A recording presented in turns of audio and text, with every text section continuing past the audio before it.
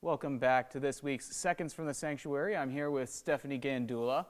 And the Thunder Bay Film Festival is coming up next week. You said you wanted to highlight a few films. So let's start with that first one you told me about, Monty and Rose. What's so special about these two birds? Great question. So I will start out by saying that part of the International Film Festival that we really embrace every year is bringing in Great Lakes content. So we've talked about it being an ocean film festival, the latest and greatest in ocean films, but we also want to add this important part of our global waterway, the Great Lakes.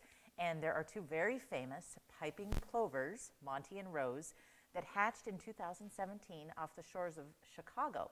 And they have become internationally famous for how they have survived. It's an endangered species, and there's been dozens of volunteers in the Chicago area that have taken it upon themselves to make sure that these endangered birds do survive. So fascinating story. The filmmaker is Bob Dolgan, and he is excited to be a part of the film festival. It's a festival premiere of the film, and great way to learn about some endangered species right here in the Great Lakes. All right. Then we've got Paddling the St. Mary's River. Yes. What's this story have to say? So paddling, we've had a paddling theme for the past number of years. Back in 2017, there was Crossing Lake Huron, and that was all about stand-up paddlers, a group of stand-up paddlers, 3 gentlemen that paddled all the way across Lake Huron. So that's a long ways. They did this to raise awareness about the sanctuary and about Great Lakes issues. They have continued their feats of endurance and also inspired a number of students. So this particular film, Paddling the St. Mary's River, is about a group of 8th graders who paddle across the St. Mary's River, which is a very busy waterway. Freighters, it's another serious body of water. And they trained for it, and they raised money to protect the Great Lakes. So an inspiring story of what our youth can do. And finally, we have 2 series from the National Sanctuary Office. And what are the draws for these programs? So this is an exciting way to highlight our national marine sanctuaries across the entire system.